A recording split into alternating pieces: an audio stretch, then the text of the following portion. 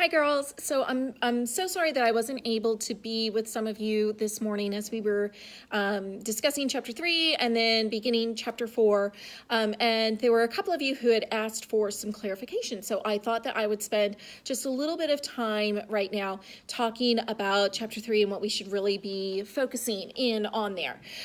So in chapter 3, of course, Lockwood is being shown to this room, and we should probably have a heads up that once again, Lockwood isn't wanted when Zyla Student council is now beginning in room 319. Student council is beginning in room 319.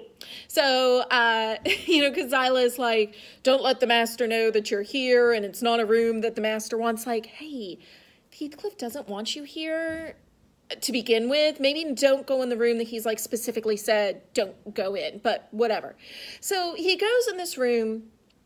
He finds this bed in this room, and here's kind of how I want you to imagine this bed. If you've ever had bunk beds in your house, like my boys have bunk beds and we push them up against the wall, and so like one side is the wall. Well, if you could imagine the other three sides as kind of being closed in, so almost like paneling, and like you open a door to enter in, and let's face it, how much would you have loved that when you were a little kid? That's kind of what Lockwood is in, okay? Except one side, rather than it being just a wall, it's a window. Remember, the ghost kind of comes through the window. So he's in there, and he finds a diary, and that's Gothic element, right? Appearance of a manuscript.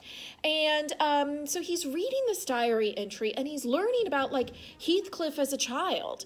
And the person writing the diary, Catherine, seems to be very, very close with Heathcliff, talks about how Hindley, we don't know who Hindley is, Hindley hates Heathcliff, and that, Heathcliff is horribly mistreated and all of that stuff. Okay, so we kind of get a glimpse into the past looking at that. Then he talks about the three names that he sees over and over and over, and they're scribbled all over, and it's Catherine Earnshaw, Catherine Linton, and Catherine Heathcliff. So of course the audience has this question like, is this three Catherines? Is this three different people? What's happening here? What's going on here?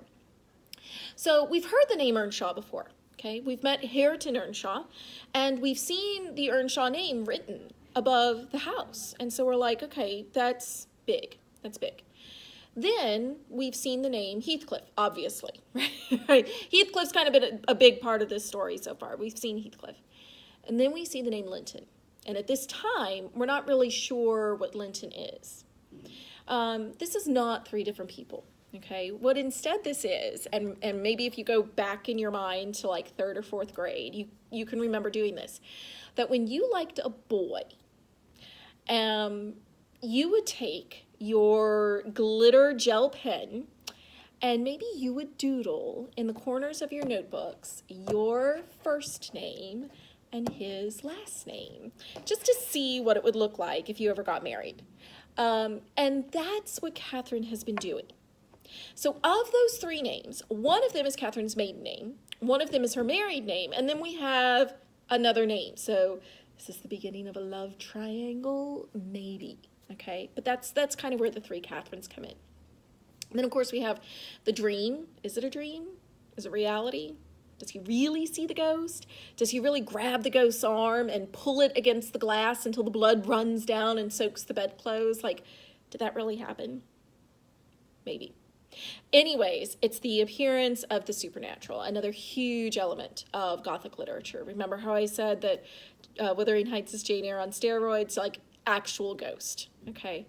But it's perhaps what happens at the end of chapter 3 that I find most significant, and I think that we will find most important as we are going forward, and that's Heathcliff's reaction. Linton, Lockwood's made this huge ruckus, woken people up, and Heathcliff runs into the room, and he's angry. Why are you here? Now, if you're in your book, okay, and if you go to page 26, okay, or pardon me, 27, and you go all the way down to the bottom of the page, okay, and Heathcliff says, what can you mean talking to in this way to me? And you begin that paragraph. What you want to look at here is that Heathcliff is not a man of words, okay? He's not one who's going to express himself in, elaborate speeches. He's not verbose. Heathcliff's a man of action, okay? And so what we want to pay attention to when Heathcliff is on the page for us, we're paying attention to his physical actions. So we're paying attention to his movement. We're paying attention to his facial expressions. Perhaps we're paying attention to the quality of his voice. But anything that seems physical, that's going to give us an indication of how Heathcliff's truly feeling in that moment. So if we start at 27, at that paragraph, what can you mean? And you go all the way through 28, look at all of the detail that's given for his physical reactions, right? He's sobbing. He strikes himself on the forehead. He dashes a tear away. He is overcome with uncontrollable violent passion. I mean, the list goes on and on and on. And by the way, I do consider 28 kind of off limits for commentary because we did go through kind of deep passage analysis on it. But what we learn there is that whomever this ghost is, Catherine, is somebody who affects Heathcliff, okay?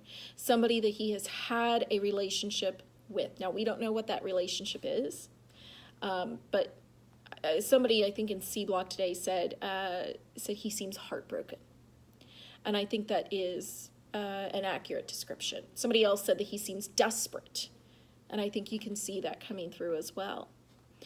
You know, what we want to look at here is that, are we surprised, as an audience, are we surprised by Heathcliff's reaction to the ghost?